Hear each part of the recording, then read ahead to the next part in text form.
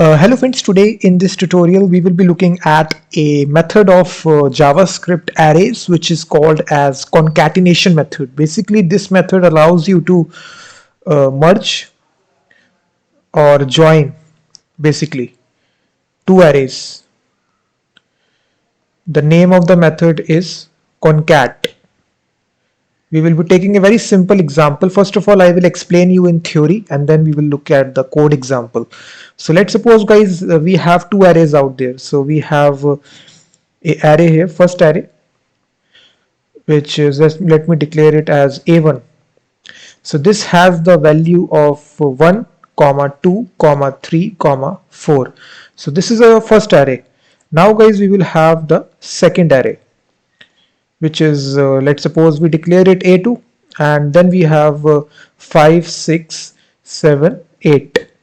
So this is two arrays out there guys. Now we will look at the example whenever we call this concatenation method inside the what it has. So let me declare this A3 variable and now we will call this method which is A2 dot concat, and we will concatenate this.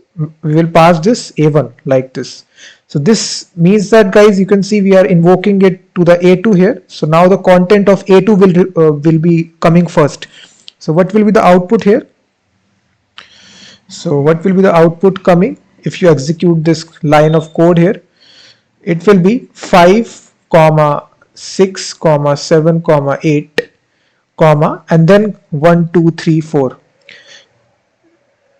This is the ordering is very much important. If you simply say A2 here, the A2 content will come first here. You can see A2 content is coming first and then this A1 content is coming. You can see that. So now if you reverse this process, let's suppose if you write A1.concat and then you pass here A2, basically the output will change and it will be having 1, 2, 3, 4 coming first and then we have this 5, 6, 7, 8. So the ordering is very much important guys, basically inside this concatenation method. And the next thing guys we need to say, basically what is the return type of this method? What is the return type? So basically what it returns. Basically this concatenating method guys, whenever we call this method, so basically it returns guys a new array.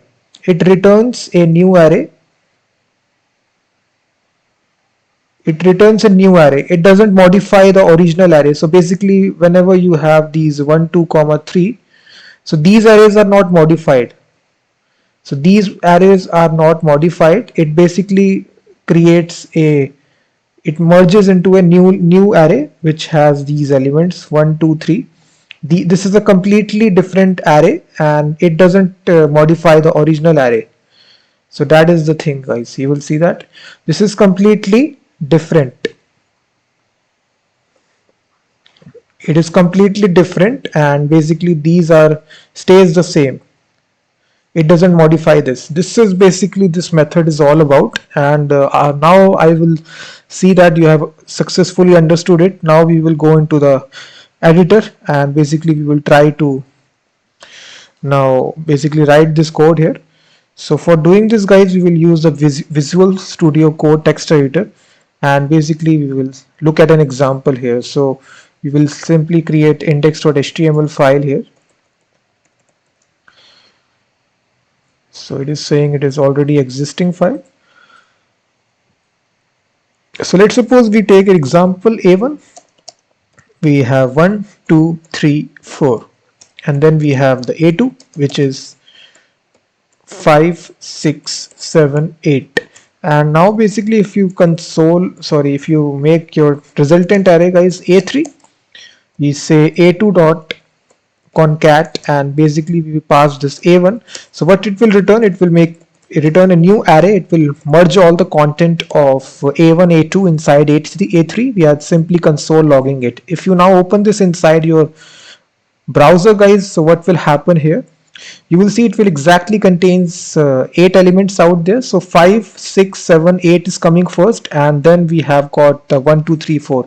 So the ordering is very much important. So whenever you write A2 here, you will see A2 concat A1. So this content will come first, 5, 6, 7, 8. You can see that 5, 6, 7, 8 is coming first. You can see basically the ordering is very much important. 0, the 1, you can see 2, 3, 4, 5, 6, 7. So exactly 8 elements are there. So it is completely uh, concatenated it. So this is basically the concept here. And now if I change the ordering here, let's suppose if I say here,